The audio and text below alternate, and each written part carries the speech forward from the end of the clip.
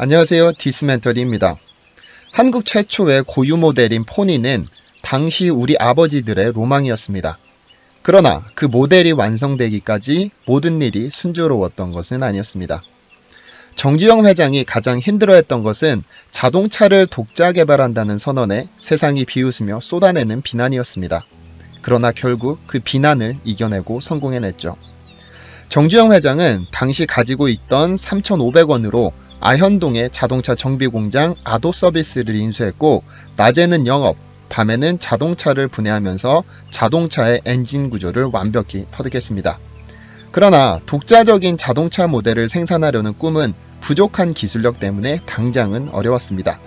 그래서 다른 자동차 회사와의 합작을 고민했는데 때마침 미국의 포드가 한국에 진출하기 위해서 시장조사차 서울에 와 있었습니다. 통역을 담당한 정인영과 정주영의 집요한 설득으로 결국 현대와 포드는 자동차 조립 기술 계약을 체결했고, 불과 1년 만에 코티나를 조립하고 생산해냅니다. 그러나 일이 잘 풀려갈수록 욕심은 커졌습니다. 조립 공장에서 머물 것이 아니라 직접 자동차를 설계하고 조립하고 판매하고 싶어 했습니다. 포드와 계약 기간이 끝난 후 정주영 회장은 이탈리아와 손을 잡게 됩니다. 당시 정주영 회장은 고유 개발을 목적으로 이탈리아에서 조르제토 주지아로라는 30대의 젊은 디자이너를 영입하기도 했습니다. 당시 120만 달러를 제공했는데 현대 가치로 보면 대략 400억가량의 엄청난 금액이었습니다. 정주영 회장의 넷째 동생인 정세영 사장은 조르제토 주지아로에게 포니의 디자인을 부탁했고, 그때부터 본격적으로 포니 개발이 이루어집니다. 정 회장은 흔히 호랑이 회장님이라고 불리는데 한국은 절대로 할 수 없다며 반대하던 간부들에게 반대하려면 구경이나 하라며 전부 해고해버렸습니다. 그때부터 호랑이라고 불리기 시작했다고 하죠. 어렵게 시작된 현대자동차의 고유 모델 개발. 우선 10여 명의 직원을 이탈리아로 파견했는데 이탈리아 현지에서 바라본 작업자들의 작업 현장은 현대 직원들에게 충격스럽고 경악스러웠습니다. 지금까지 조립 공장에서 부품 정도만 만져봤지 직접 자동차를 만드는 것은 본 적이 없었으니까요. 하지만 언어가 통하지 않아 할 수 있는 일은 눈이 뚫어져라 바라보면서 기록하는 일뿐이었습니다. 노트에 모든 현장을 빼곡하게 기록하며 연구했고, 이 연구 노트를 이대리 노트라고 불렀습니다. 이 노트는 훗날 차체 설계의 기본이 되었죠. 한국 공장에서는 정주영 회장과 직원들이 하나 되어 낮에는 작업하고 밤에는 연구하는 나날을 보내고 있었고, 어떤 일을 하든 반드시 된다는 확신 90과 할 수 있다는 자신감 10을 가지던 정주영 회장. 그렇게 그들은 드디어 첫 고유 모델을 만들어냅니다. 대한민국 최초의 순수 국산 모델 자동차 포니. 작지만 강한 조랑말이라는 뜻의 포니가 탄생합니다. 1975년에 처음으로 생산해 이듬해부터 판매를 시작했고 불티나게 팔려나갔습니다. 이 포니를 자체적으로 생산해내면서 대한민국은 세계에서 16번째, 아시아에서 2번째로 독자적인 자동차 생산 국가가 되었습니다. 참고로 이는 고유 브랜드를 가졌다는 뜻이지 자체 엔진을 개발했다는 뜻은 아닙니다. 자체 개발한 엔진을 가진 것은 한참 후의 일입니다. 고유 브랜드를 가지고 있었지만 엔진 및 변속기를 직접 개발하고 싶었던 현대자동차는 1984년 영국과 기술 협약을 체결했고, 마침내 1991년 1월 알파 엔진을 개발해냅니다. 엔진 시제품으로 약 300대, 트랜스미션으로 200대, 시험 차량으로 150대, 총 1000억을 투자해서 말이죠. 이제 다른 나라에게 기술을 구걸하지 않아도 됐습니다. 한국에서 포니는 말 그대로 쉴 새 없이 팔렸습니다. 마이카라는 신조어를 만들어내면서 대한민국 경제 신화를 다시 쓰기 시작한 것이죠. 미쓰비시의 도면을 빌려와서 기껏 부품이나 조립하다가 하루 4,000대를 수출하는 국가가 된 것입니다. 선진국이 100년 걸린 일을 불과 50년 만에 해냈습니다. 그리고 이러한 현대자동차의 성공 신화는 하버드 및 스탠포드 경영대학원에서 필수적으로 수강해야 하는 케이스 강좌랍니다. 여기에는 대부분 정주영 회장의 아들 정몽구 회장의 리더십과 경영 철학에 대한 강의가 이어지지만 정주영 회장의 포니 개발 역사를 꼭 가르친다고 합니다.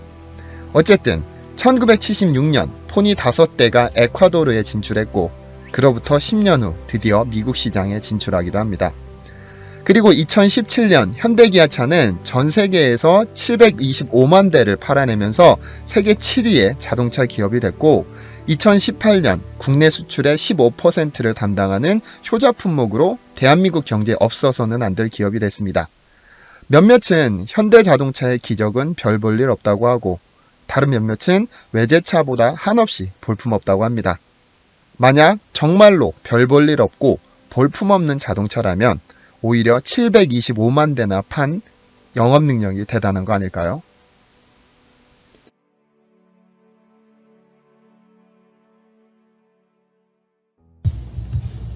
결국은 집에서 이제 그 세방을 얻었는데 그때 50전씩 한 달에 50전씩 주고 참 낙산 후에 이제 문간방 세방을 하라 얻었는데 50전씩 이제 주고 한 달에 50전씩 주고 이제 세방을 얻었는데 밥은 저녁에 그 방에다가 불을 떼야지 하니까 건행을 해야지 하니까 저녁 한 번만 밥을 해 먹고 저녁에 이렇게 그 다음날 저녁에 그 다음날 아침 먹을 밥을 이렇게 해놔가지고 아침엔 찬밥을 먹고 저녁만 한 번 더운 밥 먹고 방에다 불을 떼야지 하니까 그러니까 그때 나무 조그만 장작 한 단이 10전인가 했습니다. 그러니까 아침 저녁 밥을 하면은 20전이 되니까 10전만 들여서 저녁 한 번만 하면 그냥 한 달에 300원이 남는 거죠. 하여튼 그렇게 우리는 저축을 했고 그 당시는 전차가 있었습니다. 버스도 있긴 했습니다. 그러나 전차가 오전인데 전차를 타고 댕겨 본 일이 없습니다. 오전을 아끼기 위해서. 그냥 이제 신발이 이제 다니까 신발에다는 이렇게 타야 가죽으로다 이렇게 신발을 이렇게 대서 신고 이렇게 하니까 그건 뭐 굉장히 오래 신고 이랬죠. 어쨌든 물론 지금도 제가 담배를 안 핍니다. 지금은 돈이 없어 안 피우는 게 아니고 그때는 돈이 아까워서 담배를 안 폈습니다. 배도 안 부르는데 그 연기 뻑뻑 피워서 돈 없을 필요가 없습니다. 네. 그러니까 그때 담배를 안 피우고 지금은 뭐 건강에 나쁘다 그래서 안 피웁니다. 물론 그 당시에는 다방이라는 게 있었는데 그건 참 귀족이나 댕기는 데죠. 그런 거 물론 뭐 노동자든 댕길 생각도 안 하는 거죠. 난 지금도 우리 현대조선이나 이런 데 일대에 우리는 모든 이런 사람들이 많이 있습니다. 난 그분들한테 늘 얘기를 합니다. 집을 살 때까지는 왜 테레비를 사는 거냐? 그래 그 세방에 왜 그건 이사할 지게 무거운데 집만 가지고 다녔냐? 라디오 하나만 사도 세상 돌아가는 거 다 알고 사실 깊은 얘기는 라디오에서도 들을 게 많다. 그리고 왜 다방에 앉아서 배도 안 부는데 훌쩍훌쩍 잘 마시고 돈을 버리느냐? 그 다방에 갈 때 배가 고프면 우동을 한 그릇 사 먹지. 정말 그렇게 권하는 겁니다. 확실히 그래가지고 우리는 조그만 전세를 얻고 그 전세가 또 좀 큰 전세를 얻고 또 큰 전세를 얻고 하여튼 서울 주변에 그 모든 데 이제 싼 전세를 얻고 다니다 돈을 만들어서 첫 번에 집을 하나 샀는데 서대문 형무소 맞은편에 현저동이라는 게 있습니다. 거기 지금 그 산꼭대기 집들은 다 요즘에 헐어버리고 없대. 거기서 초가집을 하나 샀죠. 뭐 어떠면 하늘에서 내려오면 처제집이 될런지 모릅니다. 제일 높은 데 있었으니까요. 사실은 나는 서울에 와서 쌀가게에서 쌀 배달을 하면서 무엇을 하려고 그러니 법률 공부를 해서 변호사가 되려고 했댔습니다. 그거는 왜 그 당시에는 이광수 씨가 그 쓴 흑이란 소설에 동할배 장편을 때 거기 침독해가지고 허숭이처럼 돼가지고 무식한 사람을 도와준다는 생각으로 변호사가 되려고 법정통신이라는 그 이제 잡지를 사다 보면서 법률을 공부했습니다. 우리가 낸 계획서, 현대가 낸 계획서를 보면은 배를 만들어서 한국 사람들한테 팔아가지고 자기 은행돈을 갖겠다고 한 게 아니고 당신 나라 선주들은 그 배 살 돈이 하나도 없어서 세계 시장에 팔아서 세계 선주들부터 낸 이익을 자기한테 갖겠다 그랬는데 외국 사람이 어떻게 한국에서 그런 배를 만들어 보지도 않고 현대가 처음 만들어 본 사람한테다 배를 주문할 수 있겠느냐. 배를 한국에다 주문할 수 한 번도 안 만들어 본 현대에다 주문할 사람이 있다는 증명을 가져오너라. 증명을 가져오면은 차관은 승인해 주겠다 이렇게 아주 어렵게 됐죠. 입장을 바꿔서 그 사람이 되게 똑똑한 사람이죠. 아주 앞뒤가 사리가 꼭 맞는 얘기를 합니다. 오나시스 처남 레바노스한테 얘기를 했습니다. 사실 참 지금 생각해도 한숨은 얘기죠. 우리가 뭐 조선소가 있으면서 배를 팔겠다는 게 아니고, 그 5만 분지 지도, 그 다음에는 그 조선소 지켰던 백사장 사진, 그걸 들고 가서 당신이 배를 사주면은, 아주 얘기가 국어기죠. 배를 사주면은 사줬다는 증명을 가지고 영국 정부의 승인을 받아서 영국 정부에서 차관을 얻어서 기계를 뭐 사드리고 그래서 여기다 조선소를 지어서 4배를 만들어줄 테니까 사라, 이런 얘기죠. 근데 어떤 사람은 우리를 보고 엉터리를 그냥 우리보다 더 형편없는데 그래도 그 사람이 턱 걸려들었습니다. 그래서 26만 돈짜리 탱카 2척을 그 사람이 3,700만 불씩 약 7천만 불에 계약을 해서 그때 우리 돈으로 다 현금으로 다 계약금을 한 13억 탁 받아가지고 외환에다 탁 송금을 하고 계약서 하고 그걸 들고서 영국 정부에 들이댔으니 영국 정부 옴짝 못하고 차관 승인해줬죠. 우리가 생활해 나가는데 모든 분야에 있어서 다 어려운 게 있지 쉬운 것만 있는 것은 아닙니다. 그 어려운 것은 우리가 다 극복할 수 있다. 나는 이렇게 생각합니다.